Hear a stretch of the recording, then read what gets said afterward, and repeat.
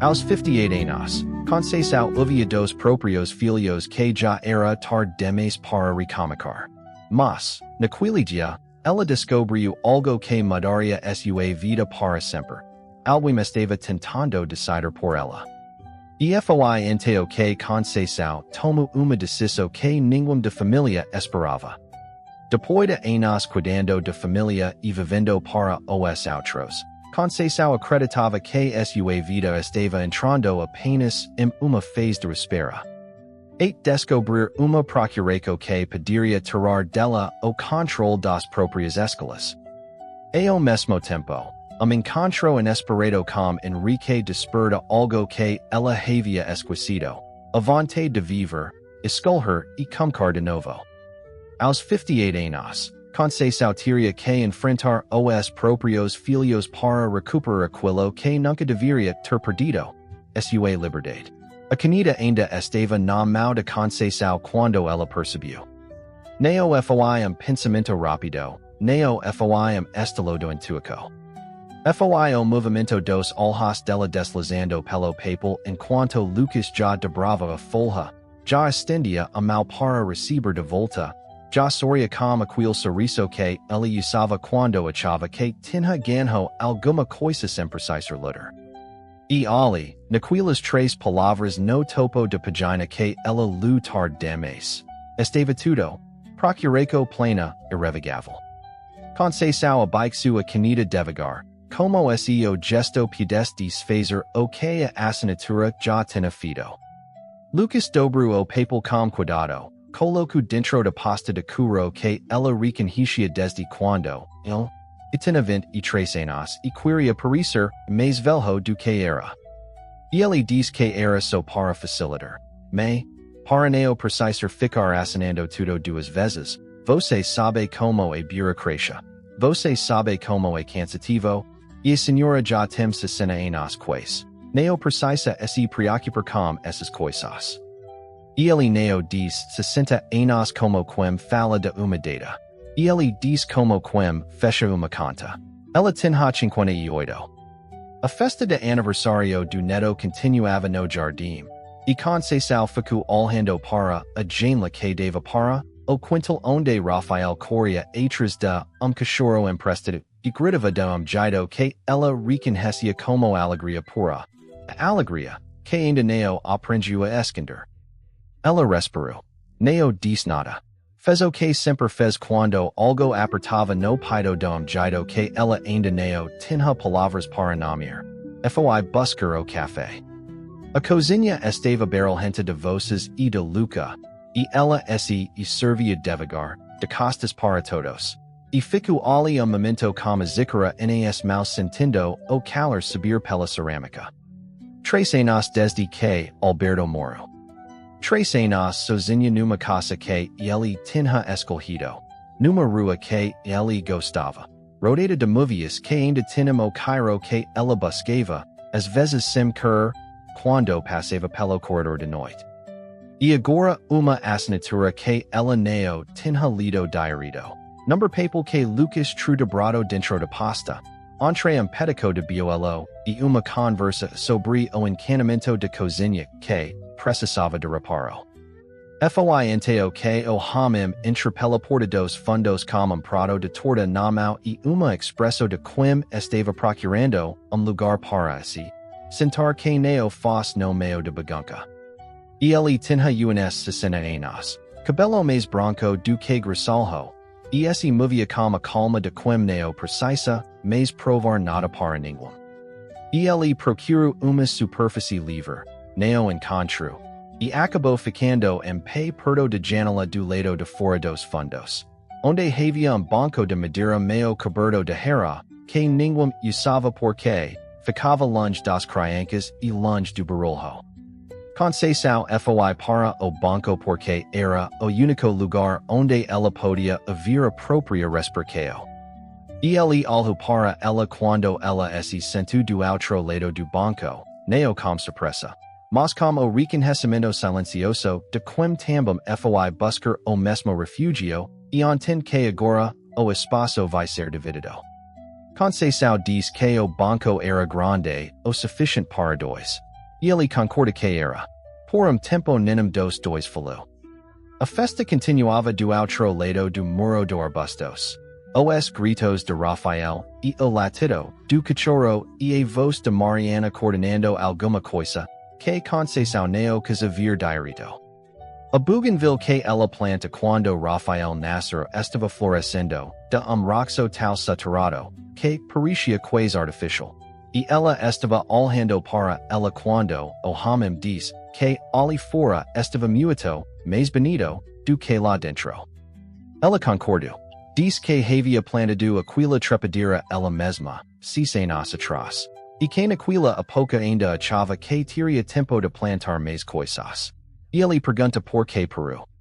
Ela pensou na resposta por momento e diz que não tinha parado exatamente. Tinha ficado sem saber o que plantar. E ele diz que entendia isso. E ela acredita nele. O que era estranho. Porque ela não costumava acreditar em pessoas que diziam que entendiam sem primeiro perguntar nada. O nome dele era Enrique. E ele era primo por afinidade do irmão do cunhado de alguém. E conceição nunca ia conseguir reconstruir exatamente como ele que tinha chegado aquela festa. Mas ele estava ali como prato de torta e nenhuma pressa e uma forma de ouvir que ela tinha esquecido que existia em pessoas reis. Eles falaram sobre o barro, sobre como São Paulo tinha mudado em 30 anos e ao mesmo tempo não tinha mudado em nada. Sobre Safi de manha esse era melhor com o semicucar. Sobre como o silencio assiste de tarde numa cidade de 20 milhões de pessoas era uma das coisas mais impossíveis e mais necessárias ao mesmo tempo. Ele não pergunta quantas anos ela tinha. Ela não perguntou o que ele fazia. Quando Mariana apareceu na porta dos fundos chamando pelo nome dela, Conceição levanta devagar, como quem interrompe algo que teria continuado por mais tempo se tivesse sido permitido. Enrique diz que tinha sido prazer. Ela diz o mesmo. Nenhum dos dois pediu o número do outro, e isso também era uma espécie de coisa que ela tinha esquecido que podia acontecer. Uma conversa que existia inteira por si mesma, sem precisar ser continuada para ter válido alguma coisa. Do outro lado do jardim, Lucas observava. Ela não viu o olhar dele. Mas ele estava lá, estrido e calculista, fixo naquela figura de homem, mais velho que, tomava Safi no banco de madeira com a mãe dele como se tivesse tido o tempo do mundo. Lucas era homem que reconhecia oportunidades, e também reconhecia ameaças.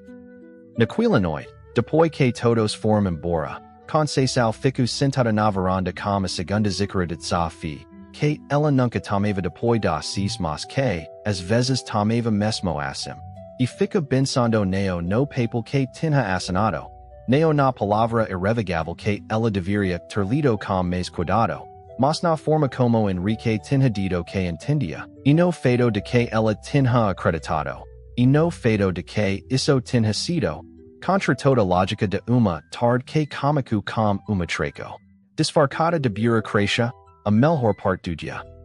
Ela não sabia o sobrenome dele. Não sabia que, naquele exato momento, o nome dele estava no topo de uma cadeia de e-mails que Lucas tinha aberto 3 vezes naquela semana sem conseguir fechar o negócio que precisava fechar. Ela só sabia que a Bougainville estava florida e que o banco de madeira era grande o suficiente para dois. Naquela noite, antes de dormir, Conceição abriu a gaveta onde guardava documentos e ficou olhando para o papel que Lucas tinha levado sem perguntar se ela queria reler primeiro. Ela não tinha uma cópia. Tinha assinado sem pedir uma cópia. Alberto sempre dizia que ela confiava demais, não como crítica, mas como observador, da mesma forma que ele dizia que o café dela ficava mais gostoso quando ela não prestava atenção para o relógio. Ela fechou a gaveta. Ficou em pé no meio do quarto por instante, no escuro, ouvindo o barulho de rua lá embaixo. São Paulo nunca ficava completamente quieta. Havia sempre algum carro, alguma buzina distante. O latido de cachorro que ela nunca conseguia localizar. Ela tinha aprendido a dormir com esse ruído de fundo, tres anos atrás. Quando o silencio do lado de Alberto na cama fica grande demais para ser suportado, sem alguma coisa preenchendo o espaço. Ela foi a da janela. As luzes do bairro tinham aquela qualidade alaranjada que São Paulo tinha de noite. Brilho baixo que não era exatamente bonito mas que era familiar do jeito que ela não saberia trocar por nenhuma escuridão mais perfeita. Ela pensou em Henrique dizendo que São Paulo tinha mudado e ao mesmo tempo não tinha mudado em nada. Ela tinha dito que sim, mas na verdade estava pensando que era ela quem tinha mudado e ao mesmo tempo não tinha mudado nada. 58 anos e a mesma tendência de assinar papias que alguém trudebrado antes de ler o que estava escrito no topo. Ela voltou para a cama. Colocou o travesseiro do lado onde costumava ser o lado do Alberto. Não para finger que alguém estava lá, mas porque o travesseiro segurava bem o breco quando ela dormia de lado, e porque essa era a explicação prática que ela tinha desenvolvido ao longo de 3 anos para não precisar nomear o que o travesseiro realmente fazia. No quintal que ela não conseguia ver de janela mas que existia na memória, a bougainville continuava lá, roxa e teimosa, florescendo para ninguém em particular. Ela dormiu. Na manhã seguinte, Lucas ligou para saber se ela tinha dormido bem. Conceição diz que sim. Lucas diz que a providencia a transferência do administrador de casa de praia para o nome da empresa que ele estava abrindo, so para proteger o patrimônio. A senhora entende, e que a mandar e-mail com os detalhes para ela não precisar se preocupar com burocracia. Conceição diz certo, Lucas. Depois de desligar, ela ficou com o telefone na mão por momento, olhando para a tela preta. Depois foi fazer o café. Desta vez, prestou atenção no relógio, e o café ficou pouco amargo, como Alberto sempre previu que ficaria. Foram 10 dias. Não que Conceição esta vez contando, mas achava que tinha comunicado na segunda depois de festa tinha durado exatamente 10 dias, e ela sabia disso porque tinha o hábito de abrir a janela toda manhã e verificar o seu antes de decidir se valia a pena ser, e durante 10 dias o seu tinha respondido que não. Então ela ficou em casa, regou as plantas do corredor, releu o caminho de livro que ela tinha comunicado 3 vezes, sem conseguir passar do segundo capítulo, e não pensou em Henrique, que era a mesma coisa que pensa nele o tempo inteiro mas sem dar isso nome, que sos como esperança. No 11º dia, o sol voltou, e Henrique ligou. Ela não sabia como, e ele tinha conseguido o número. Sub depois que tinha sido atrás do mesmo primo por afinidade que o tinha levado à festa, que por sua vez tinha pedido para a conjada, que tinha pedido para Mariana, e Mariana tinha dado o número sem perguntar para que, porque Mariana ainda não sabia, o que Lucas ia descobrir 2 dias depois. A cadeia de intermediários era longa e pouco absurda, o que era exatamente o tipo de coisa que Henrique menciona quando ligou, com uma voz levemente constrangida que ela achou inesperadamente humana para homem que parecia tão à vontade no silêncio. Ele diz que tinha passado algum tempo descobrindo o número dela, e que esperava que isso não fosse perturbador, mas que tinha ficado pensando na conversa sobre o café e tinha achado que valia a tentativa. Ela diz que havia sido uma tentativa bem sucedida. E ele pergunta se ela queria tomar café. Não na festa de alguém, não number quintal emprestado, mas number lugar de verdade, numa tarde de verdade. Ela diz que sim antes de pensar diarido, o que não era habitual nela, e depois de desligar ficou momento parada na cozinha com o telefone encostado no peito, não exatamente feliz, mas com aquela sensação específica de ter feito alguma coisa que não podia ser desfeita, e que isso, por algo motivo, estava bem.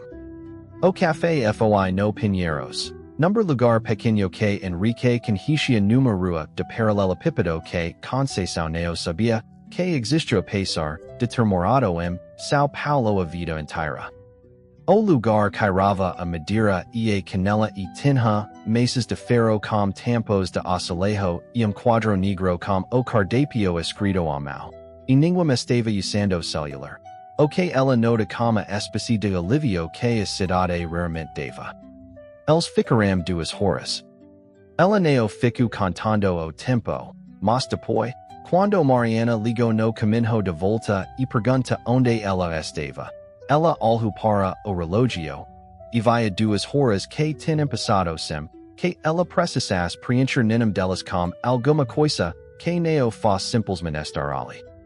Ela disse a Mariana que tinha saído para resolver umas coisas.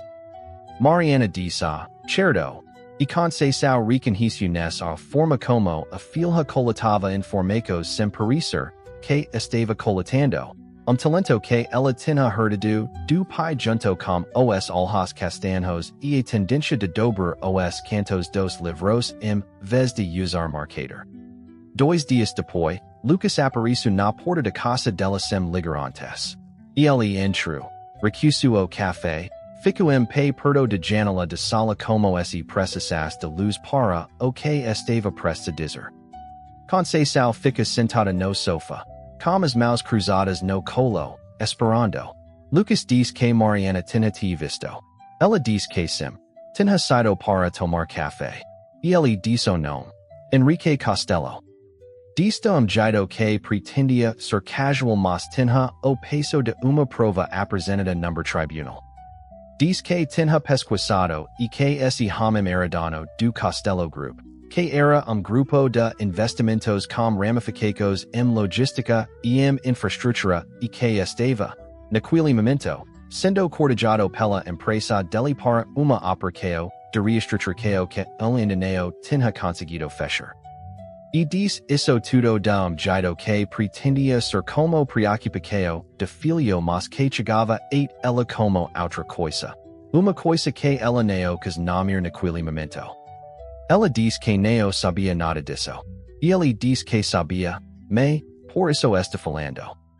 Diz que era complicado. Que a senhora não entende o tamanho do que está em jogo. Que esse homem teria acesso às informações de família se aproximasse da senhora, que era uma situação delicada, e que a senhora precisava manter distância. Pelo menos por agora, só por tempo, e da gente resolver a questão de empresa. Depois a senhora pode fazer o que quiser, mas agora não é a hora. Conceição ficou ouvindo. Ela tinha aprendido a ouvir Lucas falar muito cedo. E ele era o mais velho. O que significava que ele tinha tido mais tempo para aprender a estruturar os argumentos dele de jeito que tornava difícil encontrar onde exatamente estava o erro, porque o erro nunca estava numa palavra específica, estava na arquitetura inteira do que ele dizia. Ela diz certo, Lucas. Depois que ele foi embora, ela fica sentada no sofá por tempo. A casa estava silenciosa. Lá fora, uma criança estava andando de patinete na calçada e bateu em alguma coisa e grita mais de susto do que de dor, e depois continua andando. Conceição pegou o telefone. Ficou olhando para o nome de Enrique por tempo. Depois colocou o telefone virado para baixo na mesa de centro e foi regar as plantas do corredor, mesmo as que não precisavam de água. Foram 3 dias de silêncio de parte dela. 3 dias em que ela não respondeu a mensagem que ele mandou na tarde seguinte ao café. Uma mensagem curta que dizia, só que tinha gostado muito e que se ela quisesse. Havia outro lugar em Pinheiros que ele queria mostrar para ela, mercadinho de livros usados que abria, suas contas. Ela leu a mensagem 6 vezes. Não respondeu. No quarto dia, ela estava escolhendo legumes na feira quando parou na frente de uma banca de flores e ficou olhando para vaso de ipes amarelos que a ferrante tinha posto na beira de barraca, e pensou que Alberto gostava de ipes, e que ela gostava de ipes, E que o feito de Alberto ter gostado, de ipes neo tornava a flor dele. A flor continuava sendo de quem olhava. E que ela tinha 58 anos e tinha assinado papel que neo deveria ter assinado e tinha recusado uma mensagem que neo deveria ter recusado e que essas duas coisas neo eram iguais. Eram completamente diferentes. E que ela tinha passado tempo demais tratando como iguais coisas que eram diferentes. Ela neo comprou os ipes. Mas na noite do quarto dia, ela abriu o telefone e respondeu a mensagem de Enrique. Diz que quinta-feira estava ótimo. Do outro lado da cidade, number escritório no 14º andar do edifício, Faria Lima. Lucas estava no telefone com o assistente dele tentando marcar uma reunião como assessoria do Costello Group. E o assistente do Costello Group estava dizendo pela segunda vez naquela semana que o Sr. Costello não estava disponível para reuniões sobre parcerias no momento e que seria necessário aguardar a janela de agenda do trimestre seguinte. Lucas desligou. Ficou olhando para a tela do computador onde a cadeia de e-mails com o Costello Group preenchia 3 páginas de tentativas gentis e respostas educadas que não diziam sim. E ele abriu outra aba. Digitou o nome de me. Depois fechou sem procurar nada. Depois abriu de novo. A quinta-feira chegou com seu limpo de qualidade que São Paulo às vezes oferecia em maio, quando o outono ainda não tinha frio o suficiente para exigir casaco mas tinha a luz certa. Uma luz horizontal e dourada que fazia as coisas pareceram mais nítidas do que de costume. O mercadinho de livros usados ficava number sobrado de 2 andares pintado de verde escuro numa rua que terminava number bico sem saída. E Enrique estava esperando do lado de fora quando ela chegou. Com as mãos no bolso e jeito de ficar parado que não era impaciência, era simplesmente presença. Ela gosta disso. Alberto ficava com o celular na mão enquanto esperava. Lucas ficava verificando o relógio. Enrique ficava ali como se estar ali fosse suficiente. Eles passaram mais de uma hora entre as prateleiras que cairavam a papel velho e a cedro. E Enrique achou exemplar encadernado de Clarice Lispector com anatecos a lápis e as margens. E Conceição achou uma edição entregada receitas nordestinas com uma dedicatória escrita a mão na folha de rosto que dizia para a minha Sônia, que cozinha com amor e às vezes sem sal. Assinado por uma letra que ela reconheceu como letra de quem escreve devagar porque cada palavra importa. Ela comprou o livro de receitas. E ele comprou a Clarice. Na saída, Enrique disse que havia uma padaria na esquina que fazia pão de queijo às 3 da tarde e que era o tipo de coisa que a pessoa lamentava ter descoberto porque depois não conseguia mais parar. Ela disse que queria tentar. Eles foram no meio do terceiro pão de queijo, e ele disse que ela tinha sumido por uns dias. Ela disse que sim. E ele esperou. Não pergunta por que, só esperou. Da mesma forma que esperava em na calcada. Como esse o tempo que ela precisasse para falar faz tempo que ele tinha disponível. Ela disse que os filhos tinham estranhado. E ele disse que entendeu. Ela disse que não era uma explicação boa. E ele disse que sabia. Disse que também não ia finger que não tinha percebido a pausa. Mas que isso era problema dela para resolver no tempo dela. E que o que ele podia dizer era que o pão de queijo estava bom, e que quinta-feira que vem, ela ia estar na mesma calcada se ela quisesse aparecer. Ela olhou para ele. Procura no rosto dele alguma coisa que se parecesse com o que Lucas tinha insinuado. Aquela mistura de cálculo e interesse que ela tinha aprendido a reconhecer em pessoas que se aproximavam de Alberto por causa do que ele tinha. Não encontrou.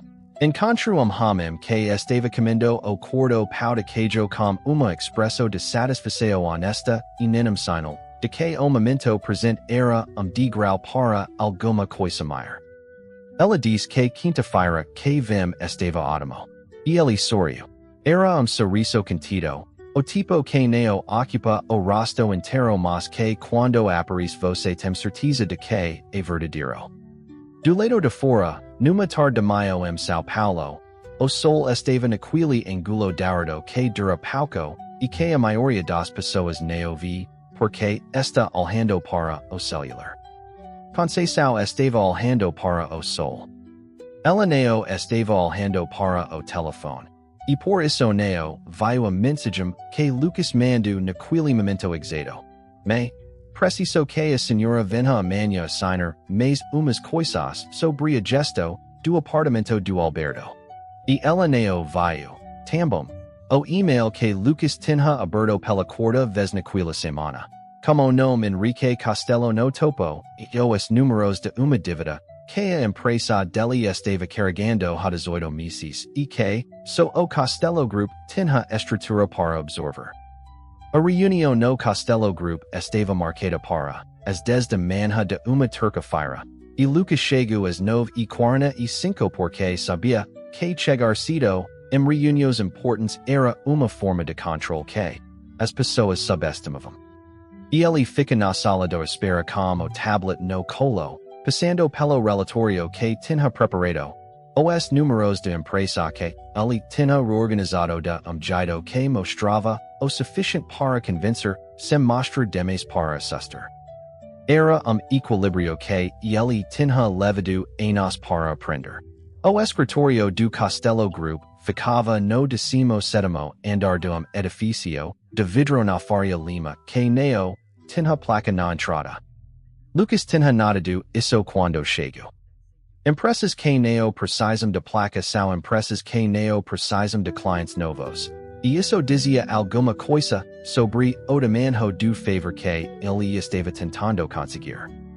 Enrique Costello entra na sala de reunião com 3 minutos de atraso, o que Lucas reconheceu como uma declaração de posição. E ele era mais alto do que Lucas tinha imaginado.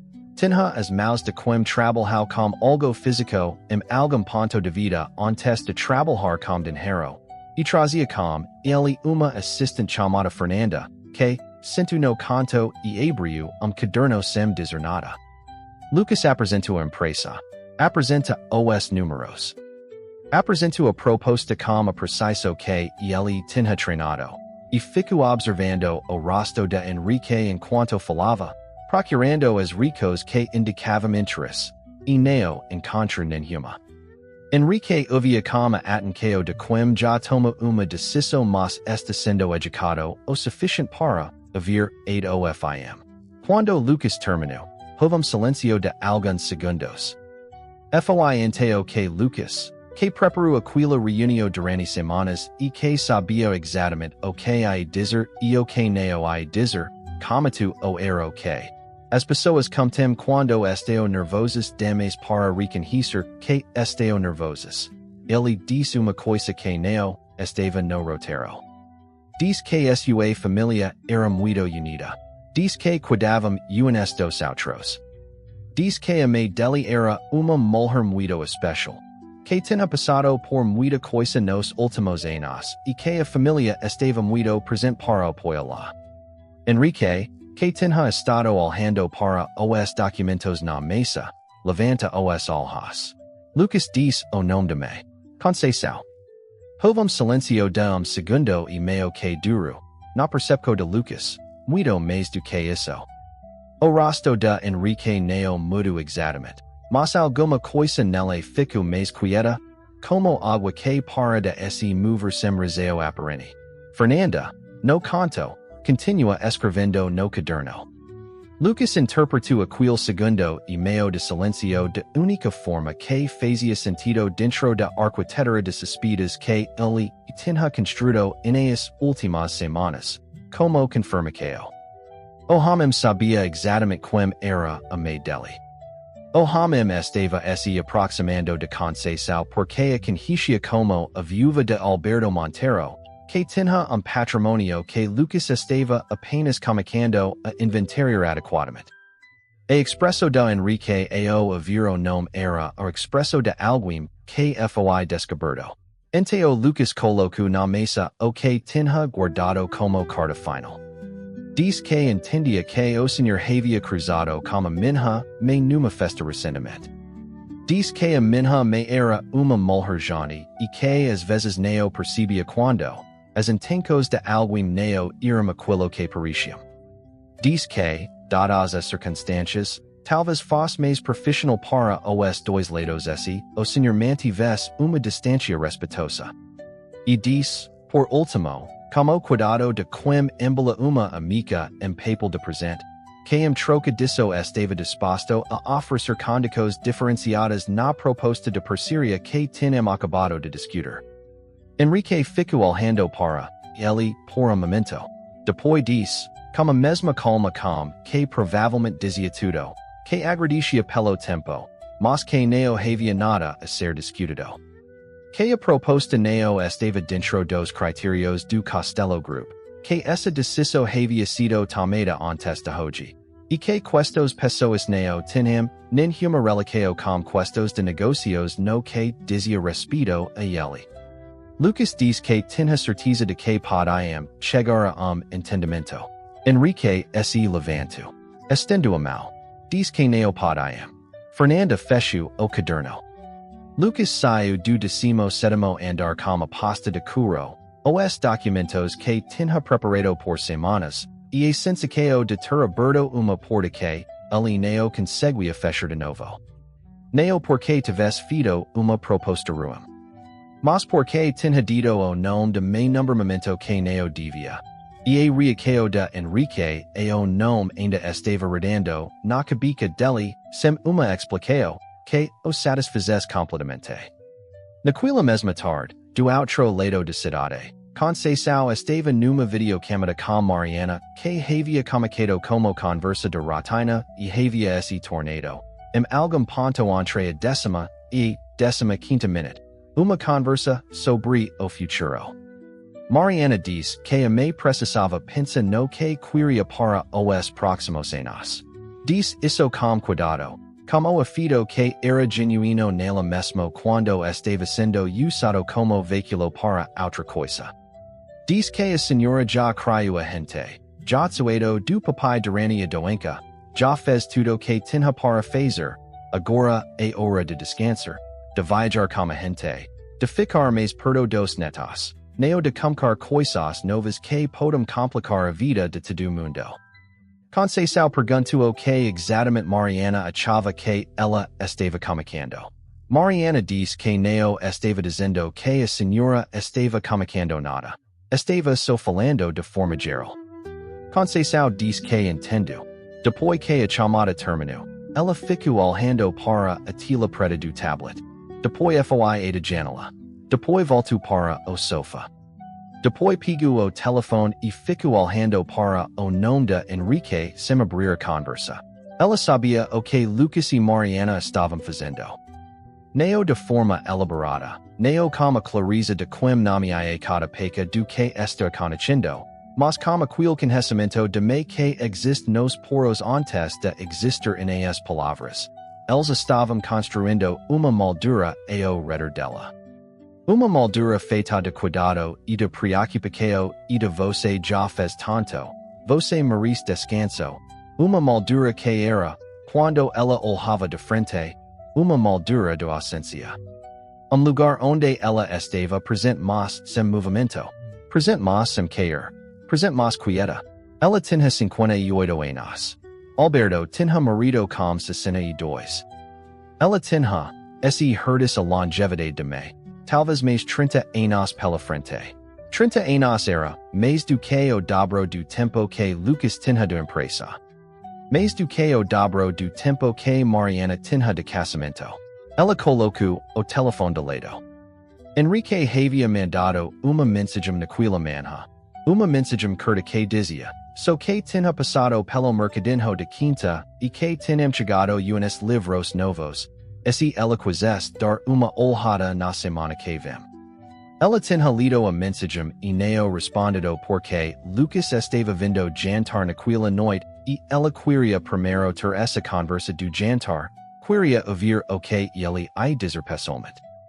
Mas Lucas neo tinha aparecido para jantar.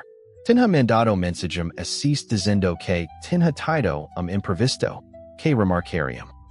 Enteo ela ficu como jantar pronto e me suposta e mensagem de Enrique neo respondida, e sensiceo de estar number ponto mk. As duas coisas que deveriam ser simples, ou seja, sua família, e hamim que gostava de livros usados e de pau de queijo. Teníamos esse tornado de alguma forma o mesmo problema complicado sem que ela tivesse feito nada para que isso acontecesse. Ela como sozinha. O jantar estava bom. Ela sempre cozinhava bem quando estava com raiva. Naquela noite, tarde, como a casa quieta e a rua lá embaixo com esse ruído de sempre. Ela abriu o laptop porque não estava conseguindo dormir. Foi verificar uns emails e acabou, sem exatamente planejar. Abrindo o laptop do Alberto que ficava no canto de mesa do escritório desde que ele morreu, e que ela não tinha coragem de devolver mas também não tinha coragem de usar diário. Ela não estava procurando nada, mas o email estava aberto. Lucas tinha usado o laptop da última vez que esteve lá para imprimir alguma coisa, e não tinha fechado a ABA. E na ABA aberta havia uma cadeia de emails. O remitente era Lucas. O destinatário era o endereço institucional do Costello Group. E o nome Enrique Costello aparecia no topo do primeiro email com uma data de 2 meses antes. 2 meses antes da festa onde ela tinha conhecido Enrique no banco de Madeira no Quintal. Ela Lu devagar, como cuidado que não tinha tido com o papel de procuraco. Lu a proposta. Lu os números. Lu o valor de dívida que a empresa de Lucas estava carregando.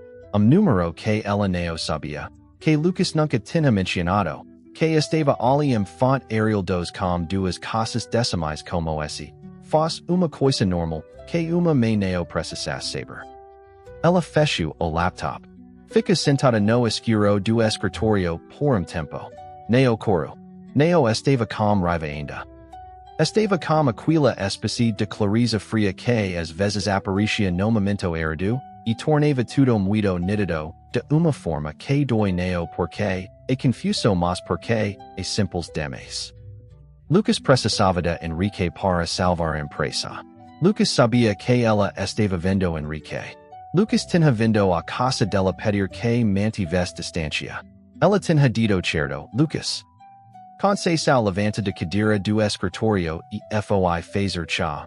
Porque era tarde demais para café, e ela queria ter as mãos ocupadas com alguma coisa, enquanto pensava no que ia fazer com essa informação, que ela não tinha procurado e que agora não podia dever. O chá era de erva doce, que Alberto gostava, e ela fez forte, deixa descansar mais do que devia, e fica de pé na cozinha bebendo pé porque, às vezes era necessário não sentar, não esse, instalar numa posição, ficar pé como alguém, que ainda não decidiu para qual dirico vai. Ela pensou no que sabia. Sabia que a empresa de Lucas estava com problemas. Não sabia o tamanho dos problemas ler os números naquela noite, mas sabia que havia algo, porque Lucas nos últimos meses tinha mudado de tom nas conversas sobre dinheiro de jeito que ela tinha notado e guardado sem verbalizer, porque não tinha sido convidada a verbalizer. Sabia que Enrique era dono do Costello Group. Não sabia disso na festa, mas soube depois porque a Mariana tinha mencionado de passagem, como quem menciona uma informação neutra, e Conceição tinha ouvido e guardado também. O que ela não sabia, e que os emails não diziam diretamente mas que a cadeia de respostas estava implícito, era esse, Enrique sabia, quem ela era antes de procurar. Essa era a pergunta que ficava depois de todas as outras. Era a pergunta que ela não ia conseguir dormir sem responder, e que ela não podia responder sozinha, e que pedir para Lucas responder era pedir para o único suspeito de sala explicar o crime. Ela lavou a xícara, apagou as luzes, voltou para o quarto, De tu na cama com os alhas abertos, por longo tempo. Depois, neo porque tinha decadido mas porque o corpo às vezes toma decisões que a cabeça ainda está adiando. Ela pegou o telefone e abriu a conversa com Enrique. Neo escreva nada. So fico olhando para o histórico. As mensagens sobre o mercadinho. O convite para o pau de queijo. A tarde de maio com a luz horizontal e dourada. A primeira conversa no banco de madeira. Que neo estava ali porque havia acontecido antes de existir uma conversa no telefone. Mas que ela lembrava com uma preciso que neo era de memória mas de corpo. A forma como a voz dele sova quando diz que entendia. A forma como ela tinha acreditado. Ela precisava saber se havia algo para acreditar. E para saber, ela ia precisar ir buscar a resposta ela mesma. Neo pelos filhos. Neo pelos emails que neo iram dela. Pela única razão que importava. Porque 58 anos era tempo suficiente para parar de ficar esperando que a verdade aparecesse sem que ela fosse buscá-la. Ela colocou o telefone de lado e fechou os olhos.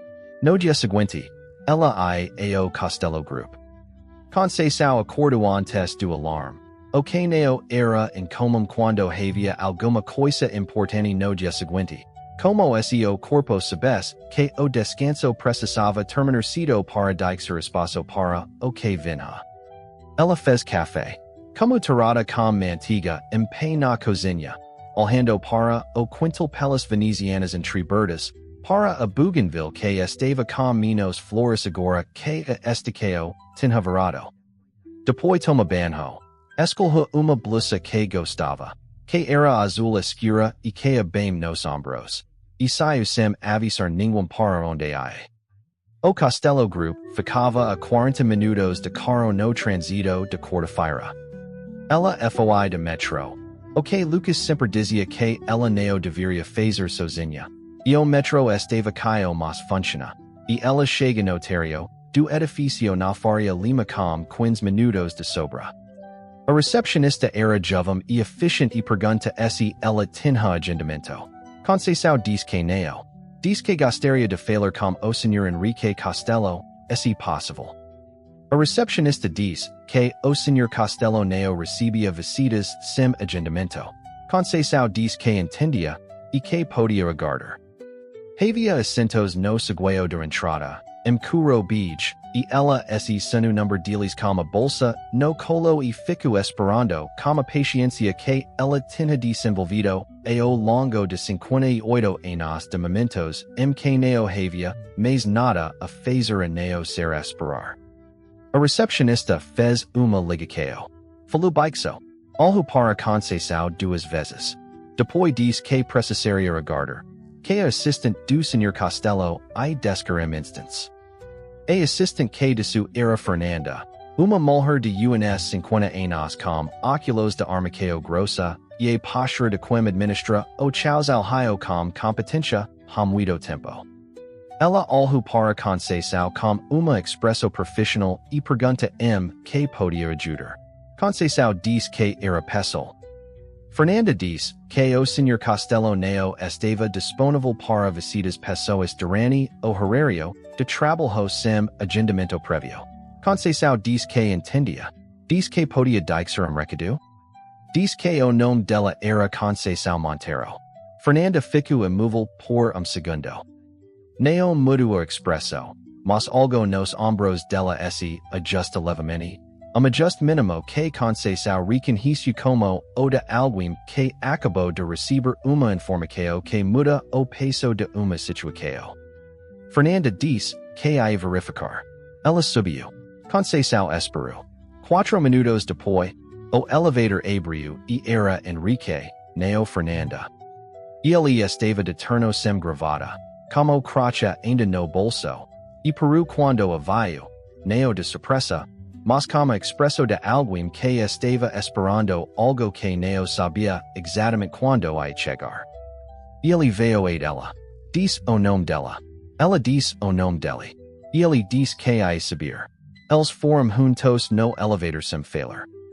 O elevator tinha paredes espelhadas e conceição olho para o reflexo dos dois por momento. Uma mulher de 58 anos com uma blusa azul escura e os cabelos que estavam mais brancos nas temporas agora do que 2 anos atrás. E homem de 62 anos que estava olhando neo para o espelho mas para ela. Como quem prefere o original e o reflexo. A sala dele tinha uma janela grande que dava para a Faria Lima e estava cheia de luz de manhã. Fernanda entrou momento depois com 2 cafés, que ninguém pediu, e fechou a porta ao ser.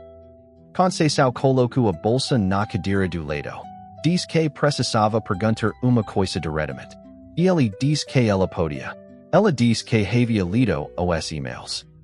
Diz que não estava procurando, que o laptop estava aberto, mas que havia lido. E que sabia que Lucas tinha tentado fechar uma parceria com ele. E diz que precisava saber uma coisa. Quando ele tinha abordado na festa, ele sabia quem ela era. A palavra abordado fica no ar por segundo entre os dois. Enrique diz que não. Diz que o nome dela e ele, só sub quando Lucas menciona na reunião. Diz que na festa ela era uma mulher que estava sentada num banco de madeira olhando para a Bougainville como expresso de alguém que precisava de silêncio, e que era só isso que ele tinha visto. Ela diz que como podia ter certeza, e ele diz que não podia provar para ela agora mesmo, e se ela preferisse não acreditar. Diz que o que ele podia dizer era que a proposta de Lucas tinha sido recusada 3 semanas antes da festa, e que a decisão de recusar não tinha mudado depois da festa, e não ia mudar. Conceição ficou olhando para ele. Diz que e os e-mails, porque não responde dizendo que já tinha recusado.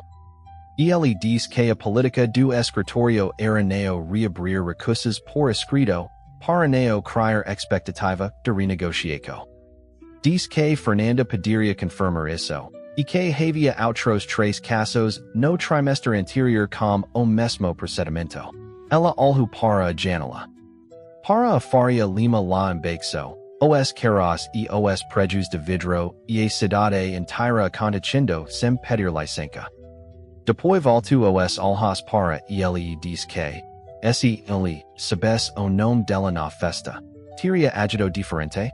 Enrique ficou quieto por momento. Não era o silêncio de quem está escolhendo palavras para se proteger. Era o silêncio de quem está sendo honesto consigo mesmo antes de falar. Ele diz que não sabia. Diz que provavelmente teria ficado mais cuidadoso.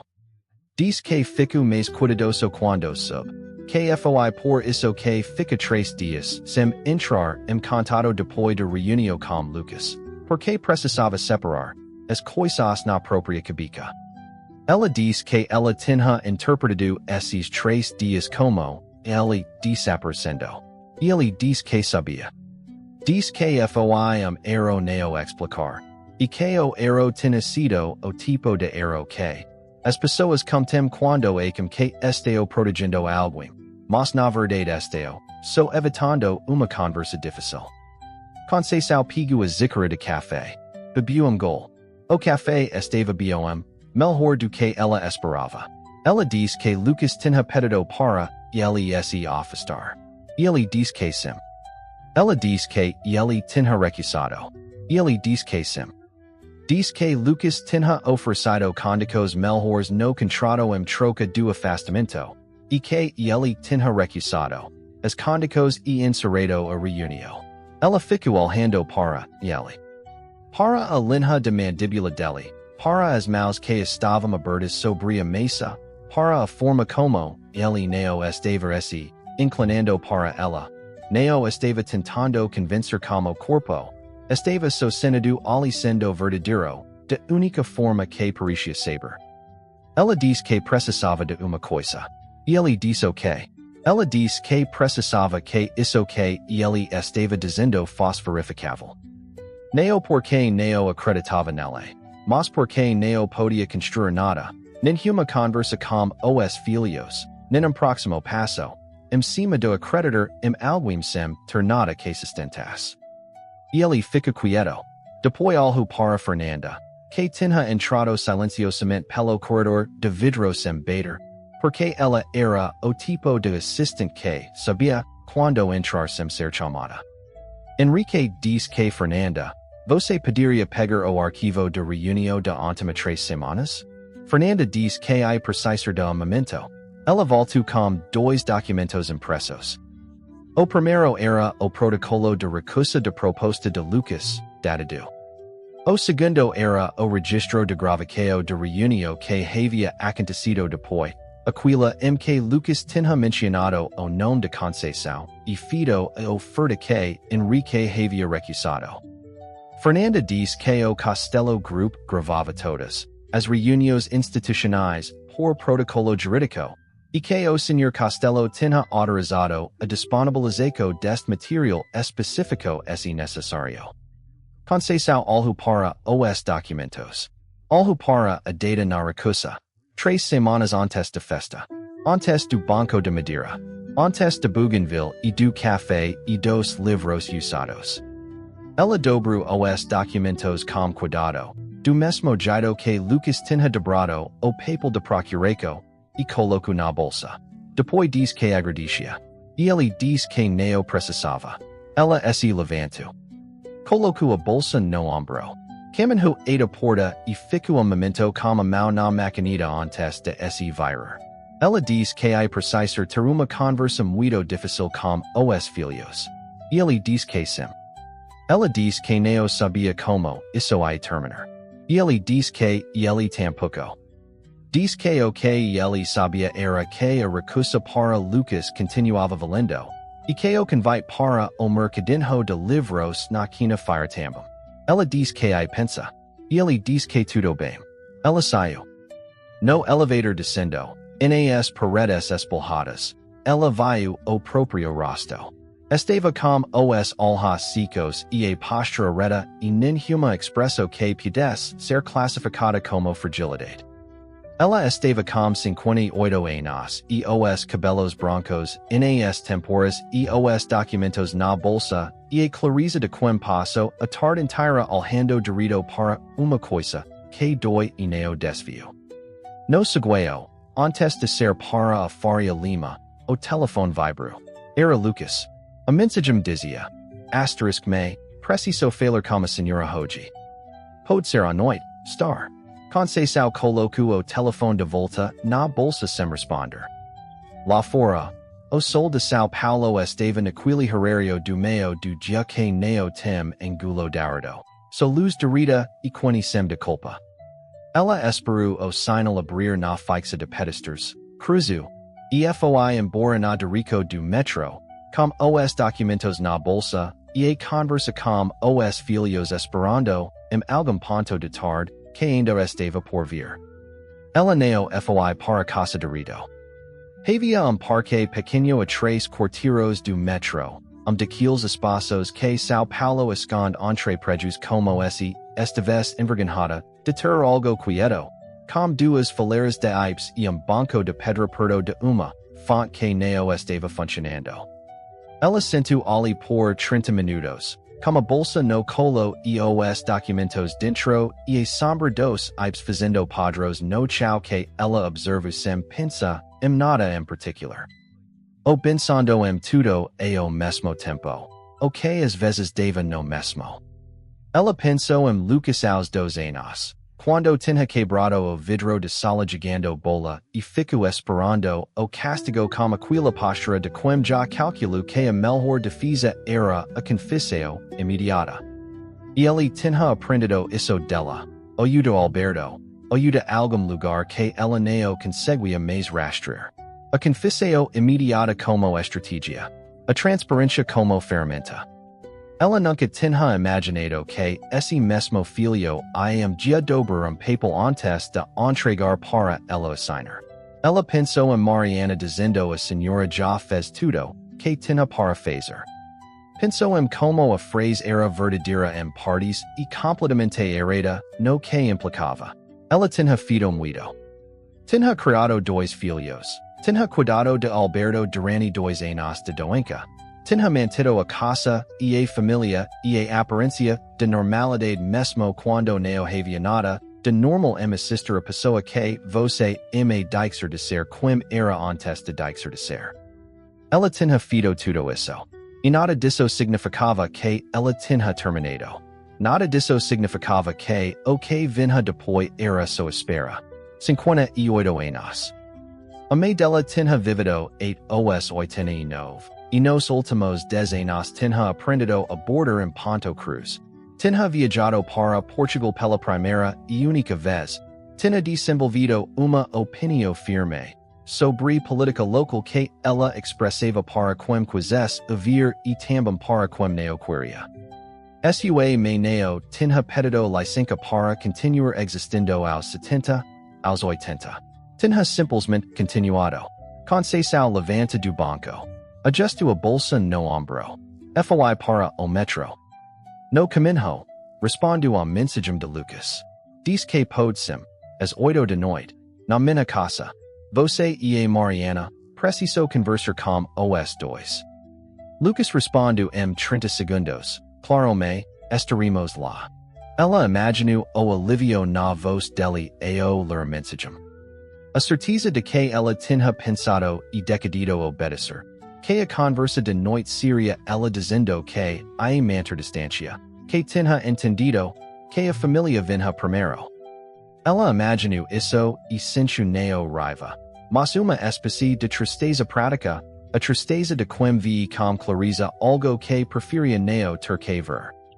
Às 8 da noite, ela tinha jantar pronto, uma mesa posta, e os documentos do Castelo Group dentro de envelope branco sobre a mesa de centro da sala. Lucas ia chegar quando que ia vir uma, me que cedo. Ele ia encontrar outra coisa.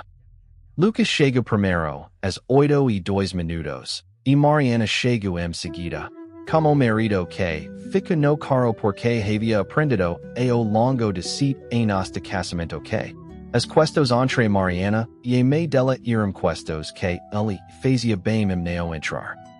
Conceição os recebeu na porta, diz que o jantar estava servido, e os levou para a cozinha onde havia arroz, feijão, frango assado com alecrim e uma salada que ela tinha feito com cuidado porque sabia que ia precisar de algo para fazer com as mãos enquanto cozinhava.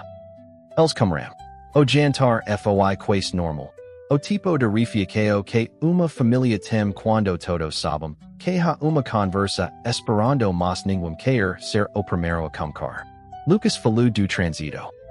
Mariana falou do filho mais novo que estava com febre baixa, mas que a pediatra tinha dito que era só vírus. Conceição pergunta do menino, pergunta do transito, serviu mais arroz para Lucas que aceito porque era difícil recusar comida, de mesmo quando você sabia que ia ter que fazer uma coisa difícil na sequência. Depois que os pratos foram para a pia, Conceição serviu café e os levou para a sala. O envelope branco estava sobre a mesa de centro. Lucas olhou para ele. Não disse nada ainda, mas ela viu os olhos dele fixaram no envelope por segundo antes de se desviaram. Ela sentou na poltrona, que era o lugar onde ela sempre sentava, onde Alberto sempre sentava antes dela, e Lucas e Mariana ficaram no sofá, do lado do outro, e ela pensou que eles pareciam, naquele momento, muito mais com filhos do que com adultos, e que isso não era insulto, era só uma observação sobre o que apresenta uma me faz com certas pessoas, independentemente do idade. Ela disse que queria devolver documento. Abriu o envelope. Colocou sobre a mesa a procuração que Lucas tinha trazido na festa do Rafael, a que ela tinha assinado sem ler o título. Ela diz que gostaria que essa procuração fosse cancelada. Lucas diz que cancelar a procuração agora não era prático, que havia movimentos em andamento ligados a ela, que havia presos, que havia questos de inventário que precisavam de agilidade. Conceição diz que entendia, mas que queria cancelar mesmo assim. Lucas diz que a senhora não está entendendo o tamanho do que está em jogo. Ela diz que estava entendendo muito bem. Diz que o que estava em jogo era a dívida que a empresa tinha com a reestruturação de 18 meses atrás, que ela sabia o número, e que entendia que ali estava tentando proteger esse negócio, mas que a procuração plena irrevogável sobre os bens dela não era a forma de fazer isso. Houve silêncio. Mariana olhou para Lucas. Lucas olhou para Conceição com uma expressão que ela reconheceu. Neo de filho para me. Mostra alguém que está recalculando em tempo real. E ele diz como a senhora sabe disso. Ela diz que havia lido os e-mails. E ele diz que os e-mails no laptop do papai eram privados. Ela diz que o laptop do papai era dela, que ele estava em cima da mesa do escritório que era dela, na casa que era dela, e que havia sido deixado aberto por alguém que havia esquecido de fechar. Lucas se levantou. Neo gritou, porque ele não era o tipo de pessoa que gritava, era o tipo de pessoa que ficava em pé e falava em tom mais baixo do que o normal quando estava com raiva, o que era de alguma forma mais difícil de lidar do que gritar. Diz que ela não sabia tudo que estava acontecendo. Diz que havia coisas que ele estava protegendo ela de saber. Diz que Enrique Costello não era o que parecia, que havia interesses por trás daquele homem que ela não estava em posição de avaliar porque não conhecia o mercado, não conhecia as pessoas, não tinha como saber quem era confiável naquele ambiente. Conceição diz que era por isso que ela tinha ido ao Costello Group pessoalmente. O rosto de Lucas não mudou exatamente, mas alguma coisa nele ficou mais tensa, como tecido que foi puxado milímetro além do que devia. Ela colocou os dois documentos do Costello Group sobre a mesa, ao lado da procuração. Diz que o primeiro era a recusa de proposta de parceria, datada de 3 semanas antes da festa do Rafael. Antes de ela conhecer Enrique. Diz que o segundo era o registro de reunião onde ele havia feito a oferta de afastamento e ela havia sido recusada. Diz que havia gravado. Mariana diz em voz baixa. Lucas. Lucas ficou olhando para os documentos. Ficou olhando por tempo que seria longo mesmo se não houvesse ninguém na sala esperando que ele dissesse alguma coisa. Então ele diz que havia consultado advogado. Diz que havia, dado o conjunto de circunstâncias, uma possibilidade de questionamento de capacidade de gesto de me para fins de proteção do patrimônio familiar. Diz que isso era recurso que ele esperava não precisar usar, mas que estava disponível.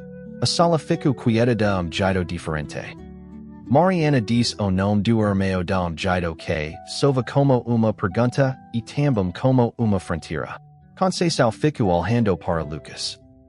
Para esse filho que havia aprendido a dobrar papias antes de entregá-los, que havia aprendido a embalar coisas difíceis em papel de presente, e que agora estava em pé na sala de meias 9 da noite dizendo que havia uma possibilidade de questionamento de capacidade como esse, faz uma nota de rodapé numa conversa de negócios. Ela diz que sim. Lucas diz o quê? Ela diz que sim, que entendia. Diz que podia ser que ele faz em frente com isso. Diz que esse faz. Ela precisar de uma testemunha de reunião no Costello Group, e que essa testemunha existia e estava disposto a falar. Diz que precisar também de advogado próprio para representar seus interesses, que ela tinha guardado o número de advogada, que Alberto usava para questos pessoas e que ligaramento de manhã. E diz, por último, que a procuração ia ser cancelada com o usim o acordo de Lucas, porque ela havia consultado, por telefone segundo advogado naquela tarde havia sido informada de que procurações assinadas sob informação incompleta ou enganosa podem ser contestadas. Lucas ficou olhando para ela. Mariana dice que neo I apoyar uma akeo contra me. Dice isso alhando para o hermeo. Neo para me. Com uma firmeza que conceição reconheceu como a firmeza que Mariana reservava para quando havia chegado number limite, que ela mesma neo sabia que tinha. Lucas dice que Mariana neo estava entendendo a situação de empresa. Mariana dice que estava entendendo muito bem, e que havia maneiras de resolver a situação de empresa que neo envolviam usar a me como garantia sem que ela soubesse. A sala ficou quieta de novo. Lucas ficou em pé por mais momento.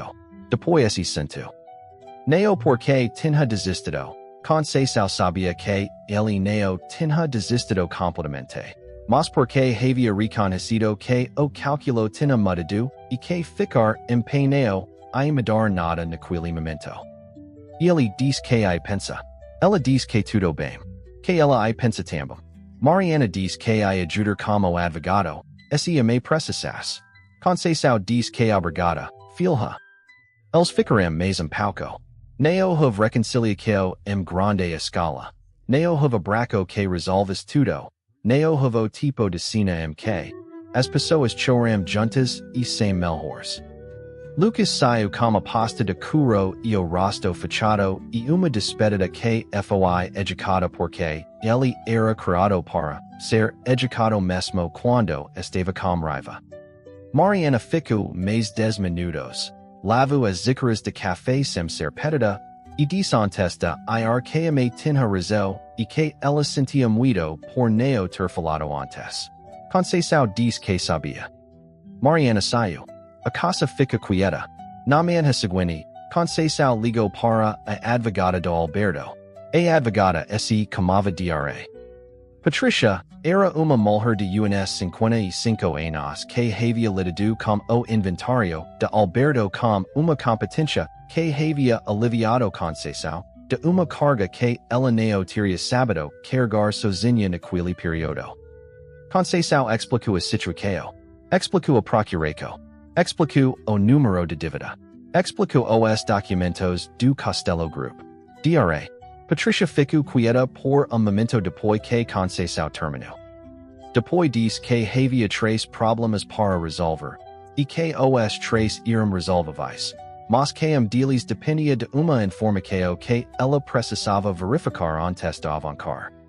O problema era que Lucas, prevendo o movimento, havia entrado com uma consulta de medida cautelar naquele amanhecido, o que significava que havia processo em andamento que precisava ser respondido antes que eles pudessem contestar a procuração.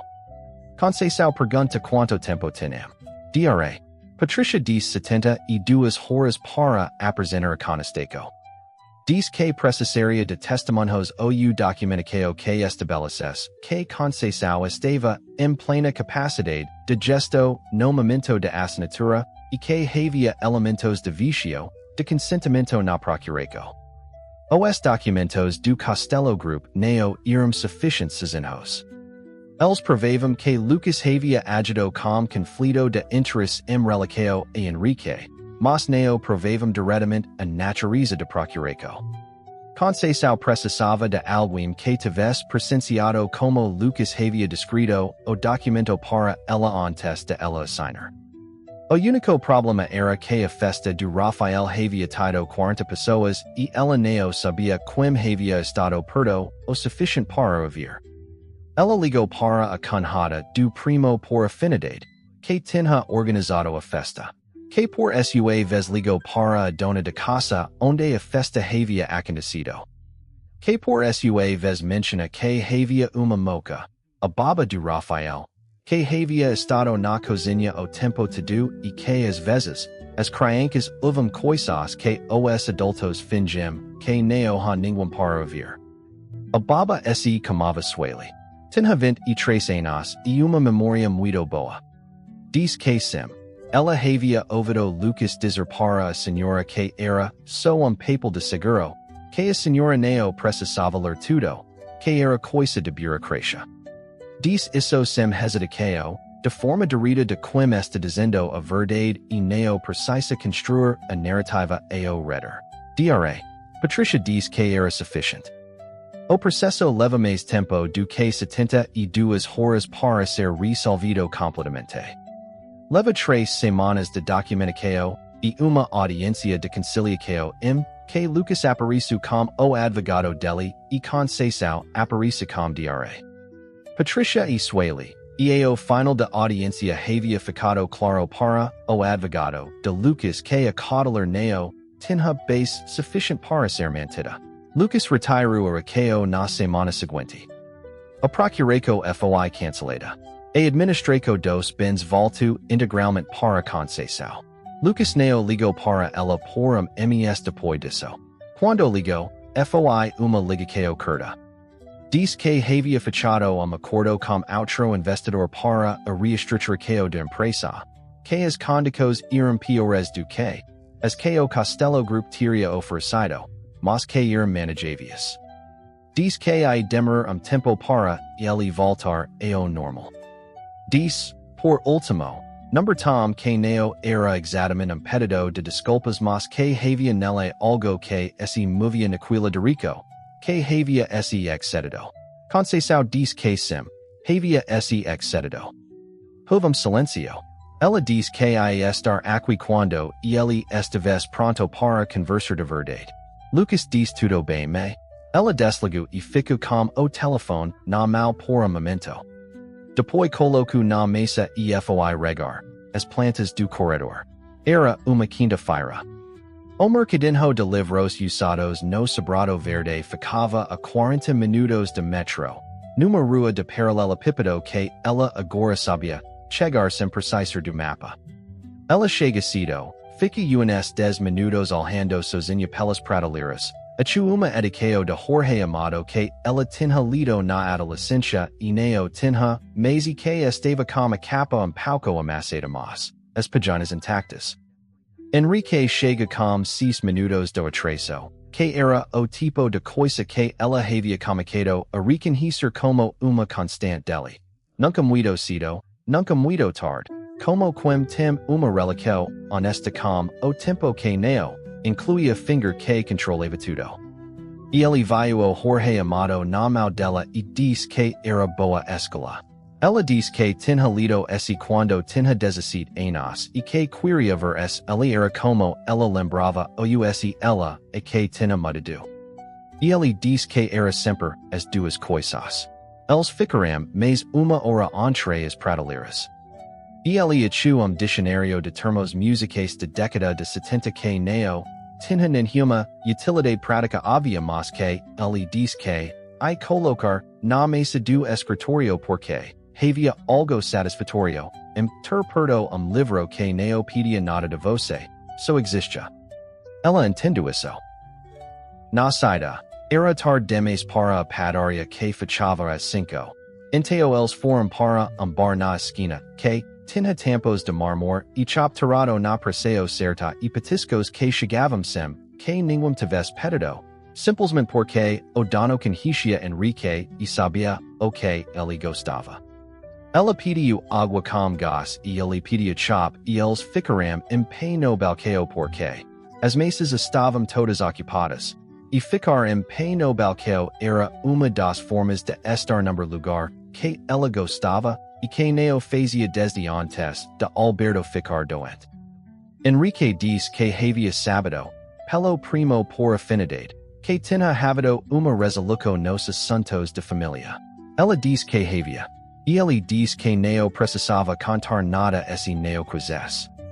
Ela diz que neo precisava contar tudo, mas que havia uma coisa que queria dizer.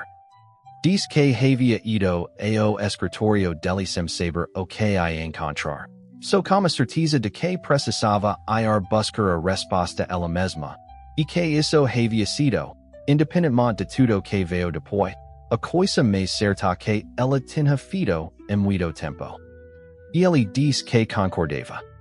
Ela diz que os filhos iam demorar para esse acertar, especialmente Lucas, e que ela ainda não sabia como aquilo ia ficar, e que havia coisas que provavelmente nunca iam ser ditas de forma que precisavam ser ditas.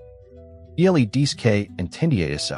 Ela diz que, apesar disso tudo, Talvez por causa disso tudo, ela estava aqui. Que quinta-feira passada ela não tinha ido porque havia ido ao Castelo Group. E que a quinta anterior havia tido a audiência de conciliação. E que esta era a primeira quinta em 3 semanas em que ela não tinha nenhum lugar obrigatório para estar. E ele diz que era uma boa quinta para aparecer number bar de mármore em pé no balcão. Ela diz que era. Ficaram tempo sem falar, que era o tipo de silêncio que ela havia aprendido, ao longo de aquelas semanas, a reconhecer como uma das características mais valiosas dele. O silêncio não preenchia vazio, era apenas o espaço natural entre uma coisa dita e a próxima. Lá fora, São Paulo estava naquele horário da FM de tarde em que o sol ficava laranja na borda dos prédios.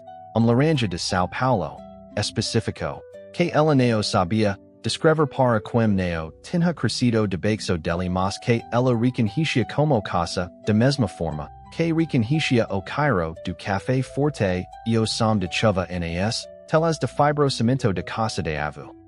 Ela pediu a conta. E ele diz que pagava. Ela diz que não precisava. E ele diz que ele sabia, mas que queria. Ela disse. Eles saíram juntos para a Calcata. O su havia escurecido enquanto estavam dentro e as luzes do bairro já estavam acesas. Aquele brilho alaranjado de São Paulo à noite que ela conhecia de janela de casa, mas que parecia diferente daqui, debaixo, na Calcata, como uma outra pessoa do lado. E ele diz que o metro ficava numa de rico e o estacionamento dele ficava na outra. Ela diz que ai de metro. E ele diz que ai te verquina que vem. Ela diz que ai estar aqui. E foi. Ela desceu para a estação, passou pela rolita, esperou o trem no meio de toda aquela gente que São Paulo empurrava number vagao, às 6 da tarde, e foi embora com o Jorge Amado de Bexo, do Breco e os documentos que já estavam em papel com diário. Patricia e nenhuma resolução perfeita sobre Lucas e a certeza, firme como o banco de madeira number quintal caio de Bougainville Roxa, de que a próxima coisa que ela ia plantar a ser dela. So dela. E que isso era. Aos 58 anos e em plena quinta-feira de São Paulo, sufficient.